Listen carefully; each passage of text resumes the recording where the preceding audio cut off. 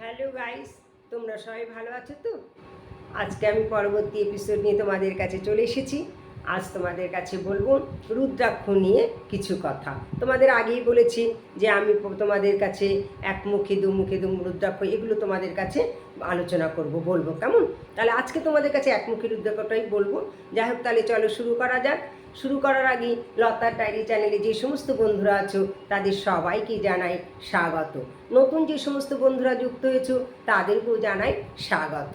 তাহলে চলো, আজ তোমাদের বলবো একমুখী রুদ্রাক্ষ সাক্ষাৎ শিবস্বরূপ।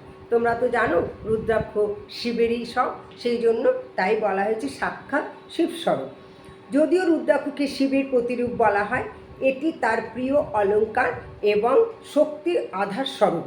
তবু মুখ অনুযায়ী প্রতিটি রুদ্রাক্ষ দানায় অন্য অন্য দেবতারও সমাবেশ হয়। এমনিতে শিবের সাথে শক্তির উপস্থিতি অনিবার্য। শিবের প্রভাব প্রতিটি দানার উপরেই রয়েছে, কিন্তু কিছু কিছু দানার উপর অন্য দেবতারও প্রভাব রয়েছে। এই দৃষ্টিতে দেখলে একমুখী রুদ্রাক্ষই সর্বশ্রেষ্ঠ। তাহলে একমুখী রুদ্রাক্ষের সম্পর্কে আমাদের বলছি যে একমুখী রুদ্রাক্ষ ধারণের দ্বারা ঈশ্বরকে লাভ করার পথ সহজ হয়। একে সাক্ষাৎ শঙ্করও বলা হয়। কিছু রুদ্রাক্ষ কলা বা অন্য কোনো ফলের মতো জোড়া থাকে, এগুলি প্রাকৃতিক বিষয় মাত্র। যদি দুটি রুদ্রাক্ষ একসাথে জোড়া থাকে তবে তাকে গৌরী শঙ্কর বলে, এবং তিনটি রুদ্রাক্ষ জুড়ে থাকলে তাকে ত্রিযুগী বলে। যেহেতু এটি খুব কমই দেখতে পাওয়া যায় তাই এটিকে দুর্লভ বলা যায়, তাই এর মাহাত্ম্য বেশি। একে শিব ও শক্তির মিশ্রিত রূপ বলা যায়।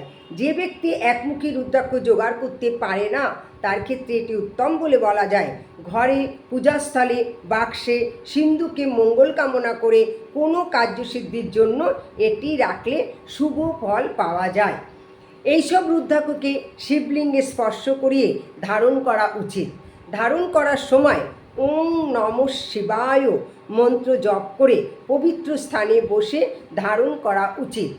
শ্রদ্ধা ও বিশ্বাসের সঙ্গে এবং শুদ্ধ মনে এই রুদ্রাক্ষ ধারণ করলে শিব ও শক্তির এই দুজনেই বিশেষ কৃপা লাভ করা যায়। তাহলে বন্ধুরা বুঝতে পারলে যে রুদ্রাক্ষ ধারণ করার মূল কারণটা কি, আর রুদ্রাক্ষ ধারণ করলে কি হয়।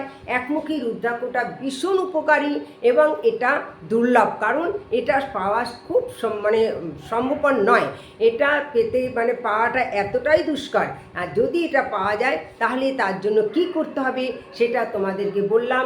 তোমরা ধারণ করবে এবং ধারণ করার পর তোমাদের যে উপকারটা হবে তোমরা নিজেরাই বুঝতে পারবে। তাহলে বন্ধুরা তোমরা রুদ্রাক্ষ ধারণ করো, ধারণ করে দেখো যে তোমাদের কতটা উপকার হয়েছে।